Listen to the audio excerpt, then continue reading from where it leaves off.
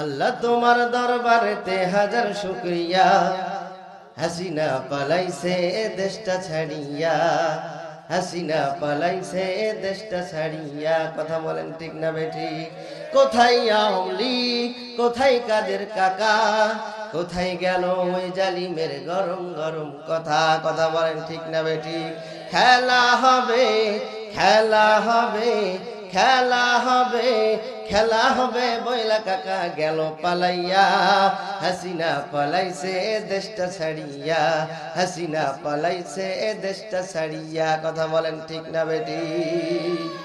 দীর্ঘ 16টি বছর আমাদের উপরে যেভাবে নির্যাতনের স্টিম রোলার চালানো হয়েছে, এই কোরআনের কথা যেখানেই বলা হতো সেখানেই তাদের পারমিশন লাগতো। কথা বলেন ঠিক না বেঠিক? আজ কি কোনো পারমিশনের দরকার আছে? কোনো পারমিশনের দরকার নাই। স্বৈরাচার পালায়েছে। শুনে রাখো, যারা এই স্বৈরাচারের মতো তোমরা ব্যবহার এখনো যারা করতেছো, সাবধান হয়ে যাও।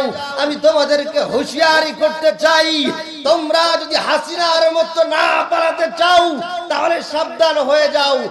আর হাসিনার মতো স্বৈরাচারের মতো কেউ যেন এই কোরআনের মাহফিলে বাধা দেওয়ার স্পর্ধা কেউ দেখাবো না। কথা বলেন ঠিক না বেঠিক?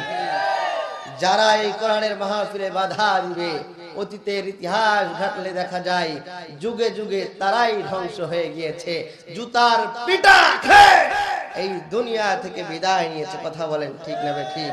যারা এই কোরআনের মাহফিলে বাধা দিত, যারা আল্লামা দেলোয়ার হোসেন সাঈদীকে ফাঁসি দেওয়ার জন্য যারা হাইকোর্টে রিট করেছিল, বিচারপতি কালামানিক তাকে কলার পাতায় শেষ পর্যন্ত শুয়ে জীবন কাটাতে হয়েছে।